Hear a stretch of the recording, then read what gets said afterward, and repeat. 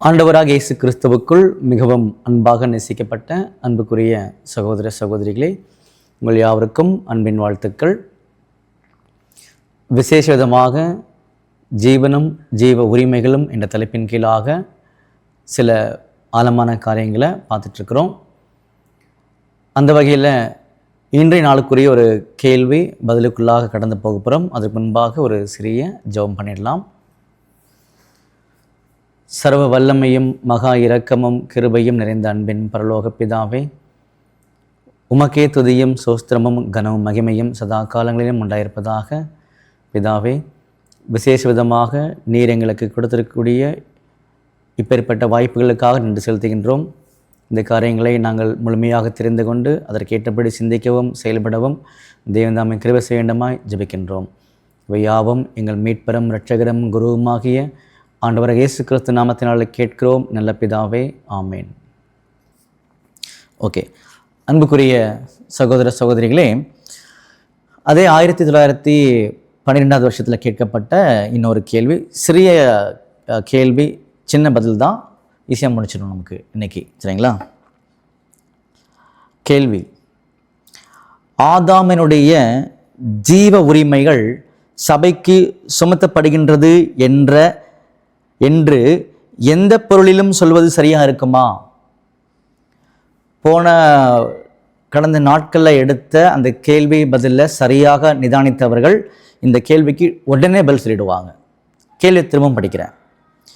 ஆதாமினுடைய ஜீவ உரிமைகள் சபைக்கு சுமத்தப்படுகிறது என்று எந்த பொருளிலும் சொல்வது சரியாக இருக்குமா அப்படின்னு கேள்வி வந்திருக்கும் பொழுது பதிலானது இல்லவே இல்லை. சுமத்துவதற்கு ஆதாம் ஜீவ உரிமைகளை உடையவராக இல்லை. கடந்த காணொலியில் பார்த்த ஞாபகம் இருக்குதா? ஆதாம் அவர்கள்கிட்ட எந்த உரிமையுமே இல்லையே, அப்புறம் எப்படி அது கொண்டு போய் சபைக்கு சுமத்துவார்? வாய்ப்பு இல்லையே அப்படின்றார். அனைத்தும் இழக்கப்பட்டு விட்டன. எல்லா உரிமைகளும் என்னைக்கு பாவத்துக்குள்ளே போனாரோ, மீறுதலுக்குள்ளே போனாரோ அப்போ எல்லாம் போயிடுச்சுன்ட்டார். ஜீவன் உரிமைகள் ஒரு துகள் கூட ஆதாமுக்கு விடப்படவில்லை. ஒரு சின்ன டாட்டு கூட, மண் அளவு கூட ஆதாமுக்கிட்ட ஜீவன் உரிமைகள் இல்லவே இல்லை.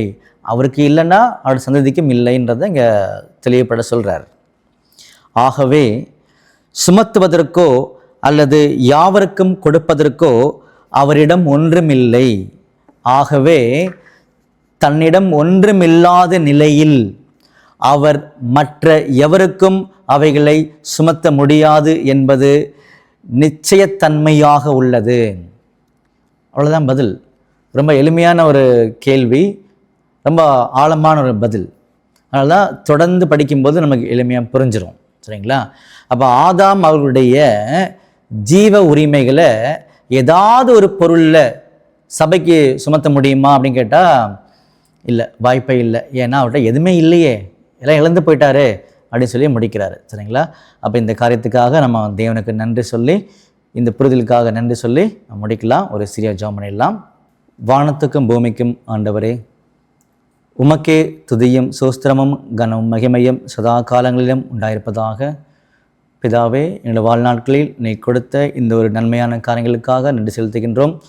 தொடர்ந்து இப்பேற்பட்ட காரியங்களை நாங்கள் சோர்வில்லாமல் எங்களுக்கு கிடைக்கக்கூடிய இந்த ஒரு அருமையான வாய்ப்பை பயன்படுத்த தேவன் தாமே கிருபை செய்ய வேண்டுமாய் ஜெபிக்கின்றோம்.